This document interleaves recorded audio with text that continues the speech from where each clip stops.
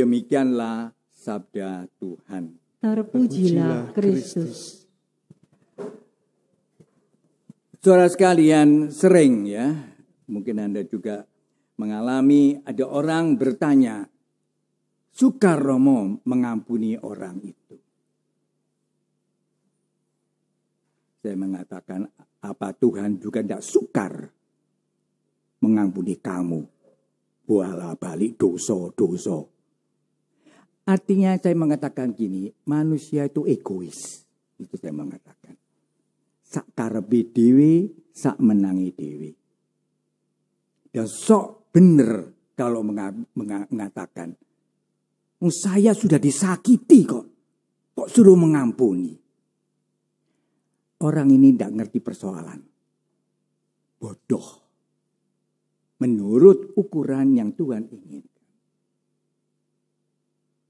Sebenarnya kata kuncinya dari pengampunan bukan kita menimbang-nimbang besar mana. Kamu melukai aku atau aku melukai kamu. Tidak. Tapi dari kata kuncinya di sini, apakah kamu mengalami dalam masa pertobatan ini belas kasihan Tuhan? Dan seringkali orang itu tidak seimbang melihat kasih Tuhan itu. Seolah-olah kesalahannya orang itu lebih besar dari kesalahanku. Seolah-olah begitu.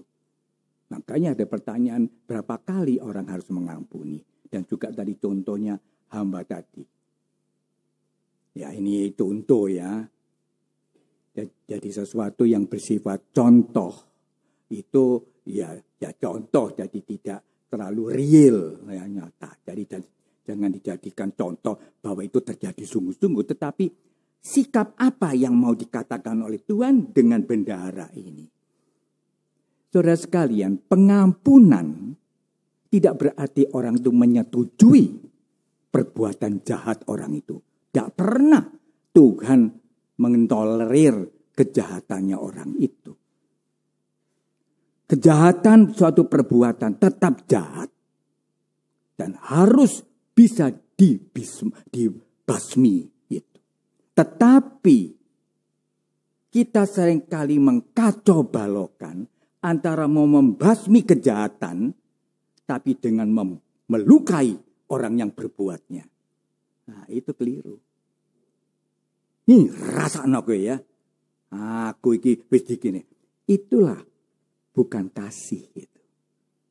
Itu balas dendam itu. Katanya mengampuni tapi tidak mengampuni. Mengampuni itu karena bukan kekuatan saya manusia. Manusia itu sulit mengampuni, melupakan. Tetapi dikatakan bagaimana selama ini, itu saya juga mengatakan pada diri saya. Bagi selama ini relasimu dengan Tuhan. Relasi itu artinya sampai di mana kamu juga mengalami Tuhan itu baik atau tidak. Jangan dikatakan Tuhan itu baik hanya kata-katanya saja. Tapi hatinya tetap kok iso tak pateni wong iku. Tidak begitu. Artinya belas kasihan Tuhan itu bukan hanya pada kesadaran pikiran, tapi pada sentuhan hati. Memang betul. Banyak hal Tuhan menunjukkan cintanya kepadaku. Jadi dalam masa pertobatan, coba itu yang Anda lihat. Jangan gini, apa ya dosaku ya? Iki nemen iki. Jadi hanya sekedar membanding-bandingkan aku enteng dosaku, dosaku niku.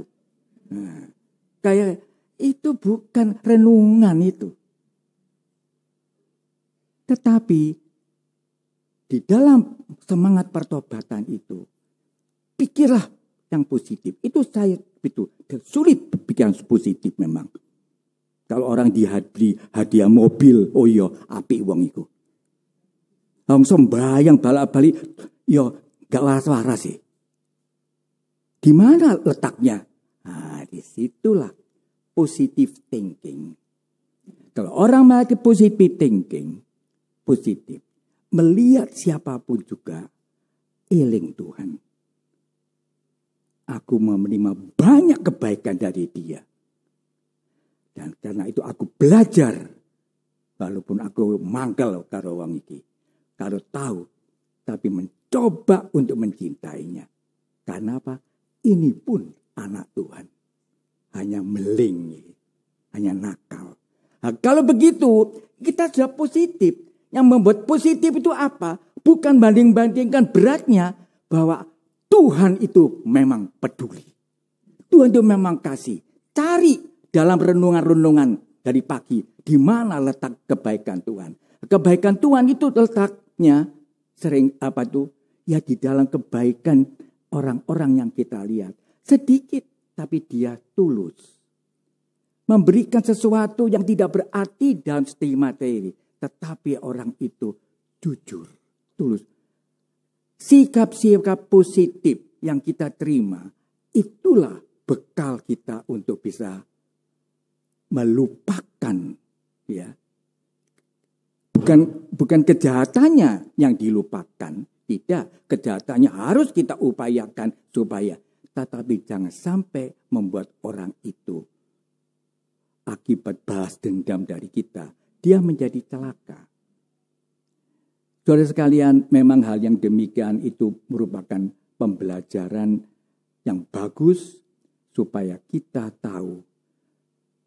Kita makin bisa bertobat kalau kita bisa bercermin diri. Jadi di dalam pertobatan itu jangan lihat dosanya orang lain. Dosamu diri. Bagaimana selama ini kamu dengan bojomu ini?